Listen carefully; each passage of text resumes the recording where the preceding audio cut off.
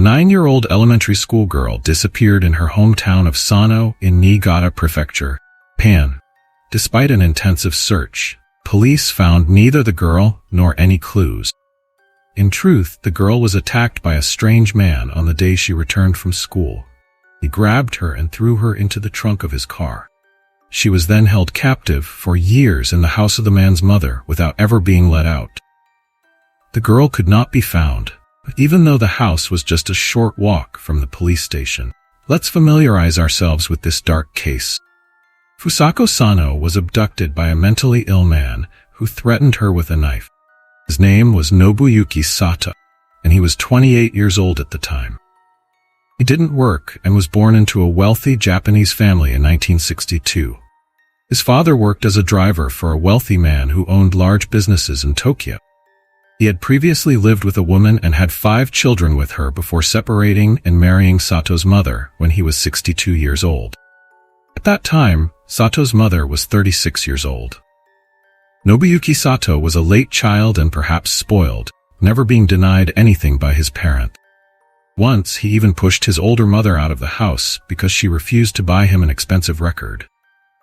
His father built a large 2-story house in Western style, where he set up a spacious room on the first floor as a nursery for his son. Unfortunately, this cozy room became a hell for another child. When Nobuyuki was still a child and started school, he confessed to his mother that he was very afraid of being in that room and was subsequently admitted to a psychiatric hospital.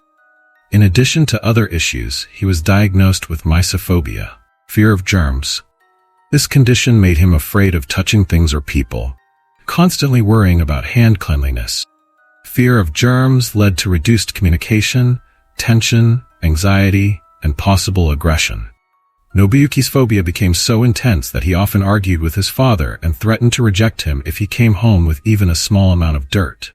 At school, he was different from his classmates, as he was too tall and bulky. A height of 175 centimeters was too much for a Japanese person. Nobuyuki often squatted, earning the nickname Kama from his classmates, gradually withdrawing from society and his peers, ignoring girls, and taking out his anger, dissatisfaction, and frustrations on his family. After school, Nobuyuki worked in a car parts factory but often got into trouble due to his character and communication problem. He once urinated publicly and returned home without reaching his shift because he got tangled in a spiderweb. Eventually, he gave up his job entirely and never left his room on the first floor, not even letting his mother in. At the age of 19, a significant incident occurred when Nobuyuki argued with his mother and declared he would leave the house forever. Before leaving, he set the Buddhist altar in the house on fire. The fire became a massive blaze that was difficult to extinguish. Nobuyuki underwent another psychiatric evaluation, revealing severe aggressive-compulsive behavior, aggressiveness, and misogyny, which means hatred and rejection of women. After about a month of intensive treatment and observation, he was released. Afterward, he spent most of his time betting on horse races. One day, he told his mother he had decided to become independent and wanted to build more rooms in the house. No one objected, and Nobuyuki started expanding his old nursery with a new room for himself. But then his enthusiasm waned, and the construction remained unfinished. In 1989, Nobuyuki was arrested for the first time. He had previously observed 4 little girls on their way home from school and followed them. The girls were 9 years old, and one caught his eye. He rushed at her, grabbed her, and carried her to the parking lot to his car. However, the girl's friends witnessed the incident and called for help from students and a school office worker, who managed to hold Nobuyuki until the police arrived. He was arrested for attempted indecent assault. 2 months later, his father died, likely out of shame for what his son had done. In September of the same year, a trial was held, and Sato was sentenced to 1 year on probation. The court decided that the likelihood of reoffending was low and placed him under his mother's care during probation. Unfortunately, nothing good came of this. During the probation period, Nobuyuki took his mother's car and went for a drive. On November 13, 1990, he drove around the city for a few hours and saw a little girl walking by the road around 5 p.m. was Fusako Sano. Nobuyuki later said the girl was so cute he wanted to keep her. She was alone, with no one around, and the abduction was spontaneous and quick. Nobuyuki parked the car in front of the girl, got out, waved a knife, and approached her. As he neared, he said, "Behave and don't say a word." Fusako was so scared that she couldn't move, allowing Nobuyuki to easily pick her up and throw her into the car's trunk. He drove for a while before stopping by the roadside, where he got out, opened the trunk, eyed the girl's hands with tape, and blindfolded her. He then closed the trunk and drove to his house, arriving around 6:30 p.m. To avoid his mother noticing how he brought his captive into the house, Nobuyuki decided to go through the unfinished annex. He then returned to the house as if nothing unusual had happened. Nobuyuki went to the first floor and entered the old nursery. He removed the girl's blindfold and said, "You don't want to be killed like all the other kidnapped girls, do you? You will never leave this room and will live here forever. You break this promise, I will no longer need you. I will bury you in the mountains or sink you in the sea." From then on, her captivity would last for years.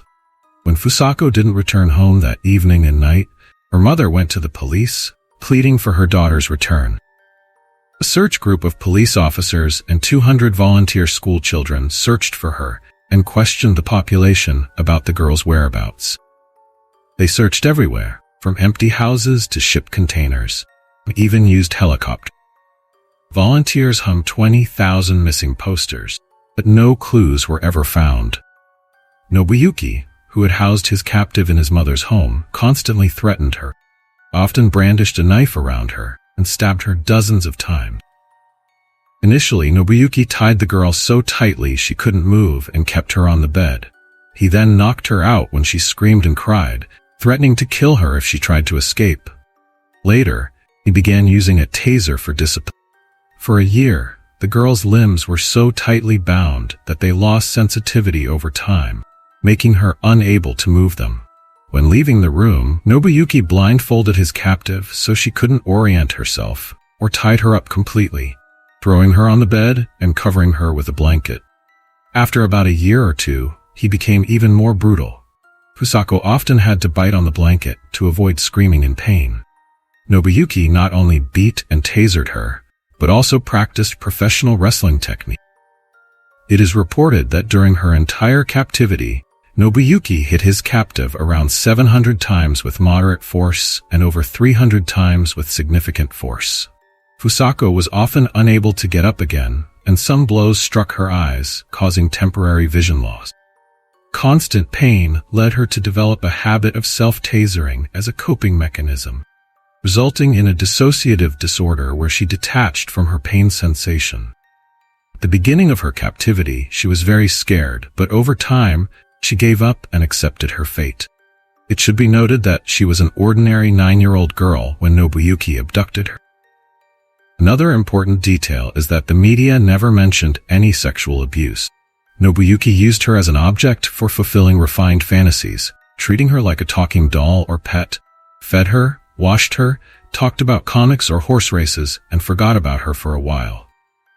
Nobuyuki dressed his captive in his shabby clothes and initially fed her 3 times a day with food he either bought or his mother cooked, who lived downstairs.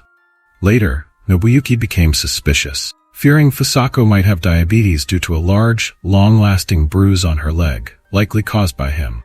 He decided there was too much sugar in his house and began restricting the girl's diet, beating her only once a day.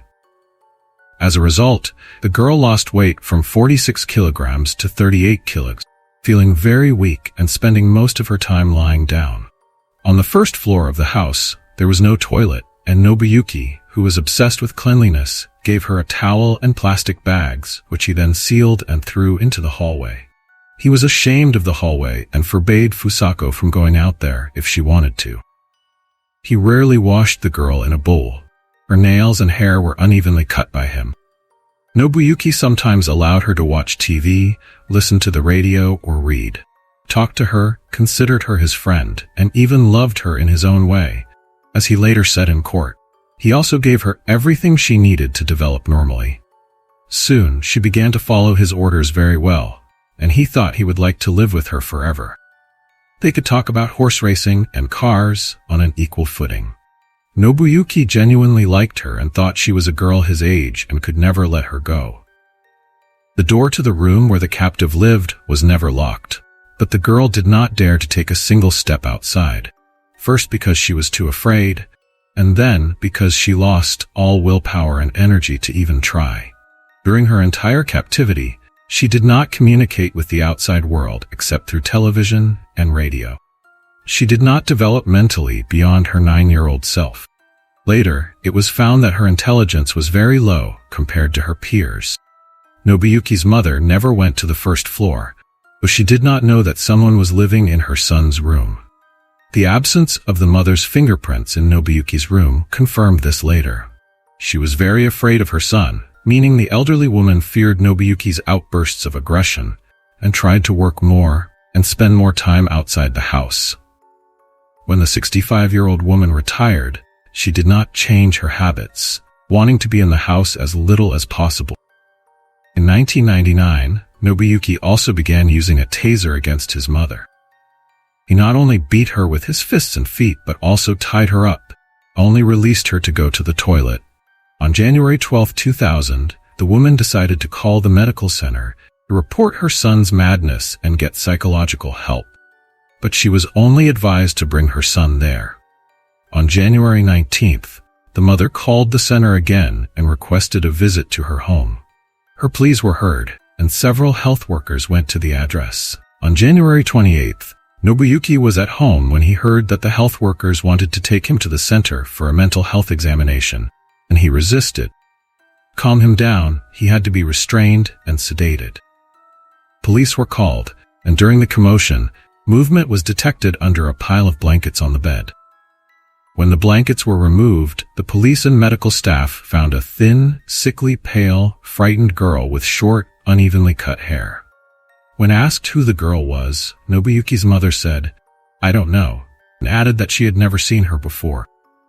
The girl was told that Nobuyuki would be traveling for a long time, and she was asked about her intentions. She replied that she would stay here. When asked where her home was, the girl briefly replied, "Maybe here." Nobuyuki Sato was then admitted to a psychiatric clinic, while Fusako was taken to the hospital and persuaded to reveal her identity, find her family. Although the girl said she might not have a home anymore, police were shocked to learn that she was a 9-year-old girl who had been missing for almost a decade. Fusako Sano said she was kidnapped near a school by a man who took her to a house and kept her there. In all the years she spent there, she never once crossed the threshold of her room, and today, after 9 years of captivity, she went outside for the first time. After a medical examination, it was found that Fusako was relatively healthy, although, given the circumstances, very weak and thin due to lack of food and exercise. The girl could hardly walk as her leg muscles were severely atrophied. Additionally, Fusako was severely dehydrated, and due to a complete lack of sunlight, her skin was very pale. Although she had the body of a skinny 19-year-old, she was mentally like a child. She was also diagnosed with a rather severe post-traumatic stress disorder. After the police spoke with Fusako's mother, the girl was finally reunited with her family after nearly 10 years. Her own mother did not initially recognize her daughter, having last seen her at the age of 9. Nobuyuki Sato, who was 37 years old at the time, was immediately admitted to a hospital and classified as mentally unstable on the same day. Within a month, he went from being a suspect to a criminal, and finally, on February 11, 2000, he was officially arrested.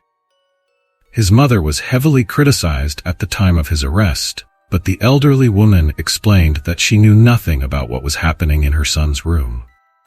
She was forbidden from going upstairs under threat of beatings. Moreover, she had approached the police, who did not want to listen to her, and the medical staff of the maternity clinic was persuaded to come to him at home. This woman did not seem like an accomplice. Fusako also confirmed that she had never seen her kidnapper's mother, although she knew she lived somewhere downstairs. After the girl was rescued, the public condemned the authorities because Nobuyuki had previously tried to kidnap another girl in the same way. He was simply released, and his name mysteriously disappeared from the list of criminals. Sato was never considered a suspect in the girl's disappearance, even though he fit all the parameters and was in the same area. When Fusako Sano was rescued, police chief of the prefecture, named Kojika Fair, did not even appear at the police station to inquire about the case. It turned out he had spent the night in a casino. After this, along with many police errors came to light, Kojika officially resigned on February 26, 2000. A few days later, the trial against Nobuyuki Sato began on May 23, 2000. Prosecutors were careful in this case not to endanger the girl's fragile health. Throughout the trial, Nobuyuki claimed he was not mentally competent, prompting psychiatrists to order several tests to determine if this was indeed the case. They found that Nobuyuki was mentally sound, least to stand trial. Nobuyuki Sato faced 10 years in prison, the maximum sentence for kidnapping. Ironically, this was not much longer than he had held the girl captive. Prosecutors, like everyone else, believed this sentence was quite lenient and added all possible minor charges to intensify the sentence, even including an accusation of stealing women's underwear from a shop to increase the penalty. When Nobuyuki Sato turned 40, he was sentenced to 14 years in prison for a combination of charges such as kidnapping, false imprisonment, and theft. His defense appealed on January 24, 2002, and the case went to court in Tokyo. It was decided to reduce Nobuyuki's sentence to 11 years. Thus, Nobuyuki received 10 years for kidnapping and 1 more year for the theft charge. He was then transferred to the Chiba prison. It took nearly a year to rehabilitate Fusako Sano, who had spent 9 years and 2 months in her kidnapper's house in fear and torment. Her parents then took her to the countryside, away from prying eyes. The girl still has problems with intelligence, socialization, and communication. She can hardly tolerate sunlight and open spaces, and is afraid of all male strangers. The girl's father remained silent for some time after the sentence was announced, but eventually made a statement months later. He said, "No matter what punishment the perpetrator receives, nothing can change the fact that the family was deprived of their happiness and a normal family life. There is no way to recover the 9 years, 2 months, and 15 days of my daughter's life, during which she could not experience joy or happiness, only fear, pain, and suffering. All of that is now behind us. My daughter is gradually returning to a normal life." And indeed, the girl managed to leave the great nightmare behind and find her place in her new life. She loves to watch soccer games and take photos of flowers. She was also able to get her driver's license and participate in her coming-of-age ceremony when she turned 20. Although nearly 3 years have passed since her rescue, girl continues to be treated by a medical team 2 to 3 times a month. In 2003, while Nobuyuki Sato was in prison, his mother died in a nursing home. His father, who felt a sense of shame, also passed away. Nobuyuki's sentence was increased to 15 years. Partly due to public outrage. After serving his entire sentence, Nobuyuki Sato was released in April 2015 and decided to stay in Chiba, the city where his prison was located. He moved into a small apartment and lived mainly on a disability pension, occasionally working a few hours a week. One day, 2 years later, in 2017, it was discovered that Nobuyuki Sato had not shown up for work. The police went to his home and found the man dead in his small apartment in the city of Chiba. He was in his early 50s at the time. An autopsy did not determine the cause of death. Thank you for watching, subscribe to the channel, and take care of yourselves. See you in the next video.